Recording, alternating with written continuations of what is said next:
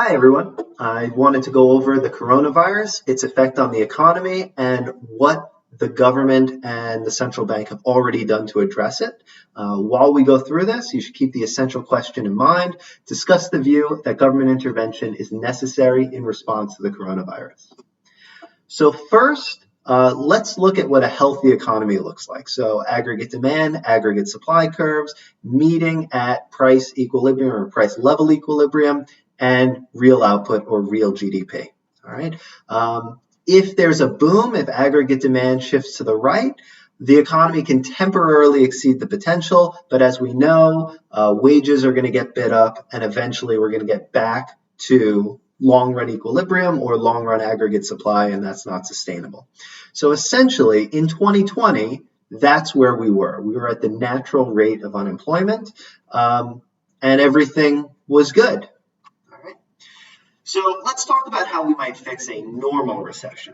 All right. So what could cause a normal recession? So if any of the four components of aggregate demand decrease, so those four components are consumption, investment, government spending, and net exports. So for instance, consumers are worried about their future. So if they're worried about their future, they're going to spend less money, consumption falls, aggregate demand would fall. Businesses don't see good investment opportunities, so they're going to reduce investment spending. So AD would fall. Or export demand falls for whatever reason. If we're exporting less, then net exports go down. And if net exports goes down, aggregate demand goes down. All right. So AD would shift from AD to AD1. All right.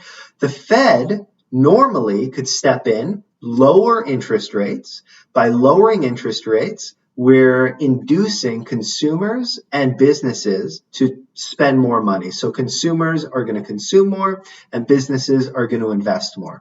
Both of those are a component of aggregate demand. So the Fed can usually smooth this out by adjusting interest rates. Right? And if the recession is serious enough, then maybe we could have a coordinated action between both the monetary policy and fiscal policy, and the central government could step in and either cut taxes or increase government spending. Both of that would inject spending into the economy, boosting aggregate demand. So that's what we would do during a normal recession.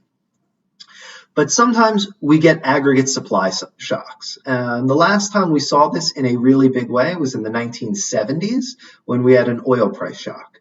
So what an oil price shock does is it raises the cost of production for basically everyone. All right. So aggregate supply shifts to the left. All right. And we see that we're going from AS0 to AS1. All right. And there's really not anything that policymakers can do because fiscal and monetary policy is focused on aggregate demand, not aggregate supply. All right. So let's take a look at our three options. What could we do in a supply shock world? So first, we could do nothing. AD shifted to the left. AS shifted to the left. So now we're over here. We have a higher price level, reduced output, and higher unemployment. All right. So inflation is up a little bit and unemployment is up a little bit. All right, that's one thing we can do. And then hopefully in the long run, wages are going to adjust and we'll get back to full employment. But that's in the long run. All right. Option two, stimulate demand with either tax cuts or interest rate cuts. That would shift AD to AD1.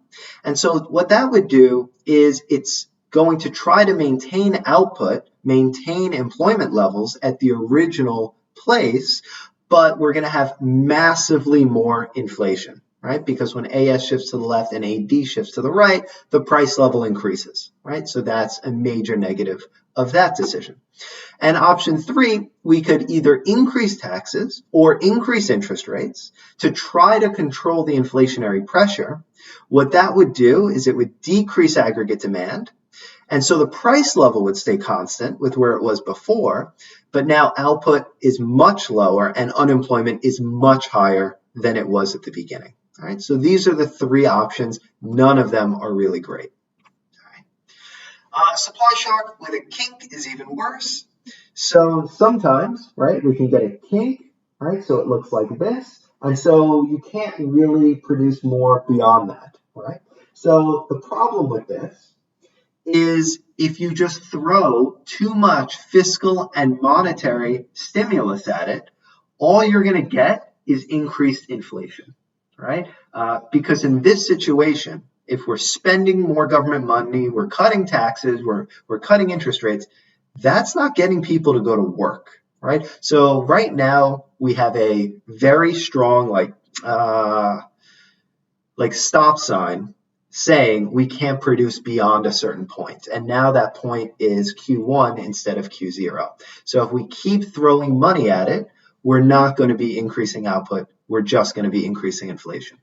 All right. So we want to keep that in mind when we think about stimulus options. So here the coronavirus is the worst of all possible worlds because not only is it a supply shock, it's also a demand shock, right? So we get supply chain disruptions, worker absenteeism, all of these things increasing the cost of production, shifting aggregate supply to the left, right? But also, all these people who are losing their jobs, their incomes are falling, so consumption is falling. Consumer confidence is going way down. As people think we're going into a recession, people are going to spend less money. And businesses, seeing that we're going into a recession, are investing much less money. In fact, they're just going into survival mode, right? So aggregate demand is collapsing at the same time that aggregate supply is shifting to the left. So if you do nothing, right, you end up with much less output and much higher unemployment, right? So when AS shifts to the left, output falls. When AD shifts to the left, output falls. And they're both shifting to the left at the same time, right? So we'd want to keep that in mind when we think about stimulus options. All right. So let's take a look at what's already been done on the monetary policy side. So on March 3rd, the Federal Reserve made an unscheduled cut to the Fed funds rate, so basically the interest rate, and it slashed the rates by 0.5%, which was the largest cut since the financial crisis in 2008, right? And the fact that it was an unscheduled cut shows how much of an emergency the Fed thought that the economy couldn't wait until the next meeting to make this cut. Then only 12 days later, the Federal Reserve cuts interest rates by a full percentage points. That's a huge drop on top of the half that they'd already cut it, right? Not only are they doing that, they're doing something called quantitative easing. What quantitative easing is the Federal Reserve prints up money and buys bonds, right? The reason it does this is if you buy bonds, the price goes up and interest rates go down. So this is another way for the central bank to try to control interest rates, to try to boost aggregate demand. So not only are they cutting interest rates, they're also doing quantitative easing as well to try to control interest rates. Not only that, but they've also lowered the discount window. The discount window is the rate at which banks can borrow from the Fed. They've slashed that from 1.5 to 0.25%. So interest rates across the board are falling. The Fed is pumping liquidity into the system. These things that I've posted here are only some of the many things that the Federal Reserve has done to keep the financial system moving and to try to prevent aggregate demand from falling too much. All right, that's monetary policy. Fiscal policy, the federal government has passed a bunch of laws, right? One, I've made a separate video about unemployment insurance, but right now let's talk about the CARES Act, which was over $2 trillion. And let's go through some of what they're trying to do. So first, they're giving loans to small businesses. So most businesses can't survive longer than a few months without revenue. And we've basically told most businesses that they can't operate. So if the government doesn't come in and inject money into small businesses, then they're going to go out of business. And that's going to be a huge problem because when we're ready to ramp up the economy again, the firms won't be there. So firms actually have a lot of what's called organizational knowledge. And if we really want to try to preserve that if we can, right? So that's what they're trying to do. They're trying to prevent massive business failures, right? The expansion of unemployment benefits, again, I made a separate video on that, but basically they're making them extra generous and they're extending the duration of them. Also, we're giving $1,200 per adult. So most Americans are going to get you could call it a stimulus check, but really it's just relief. It's money so that people can buy basic necessities because in places like New York City, we've told people to shelter in place, so they're not able to work, right? And most people don't have vast amounts of savings. So the government has to step in, provide some money for people so that they can buy basic necessities. Also, to make sure that the quarantine is actually sustainable, right? Not only that, but hospitals, healthcare systems, and providers, we're giving $130 billion to them. You might think, wait, why would hospitals need money directly? Well, a lot of the elective surgeries, so elective surgeries are where hospitals make most of their money, but the government has instructed hospitals to switch from elective surgeries to these sort of emergency COVID emergency cases, but they don't pay as much money. So the hospitals cannot keep operating with just COVID-19 cases. They need other sources of income, other funds as well. And so the government's stepping in to make sure hospitals, of course, don't go out of business during this time. All right, $500 billion fund or loans to corporate America. So corporate America, again, here's some money to make sure that you can keep going so that you can meet your payroll so that your employees, again, aren't like losing their jobs. All right.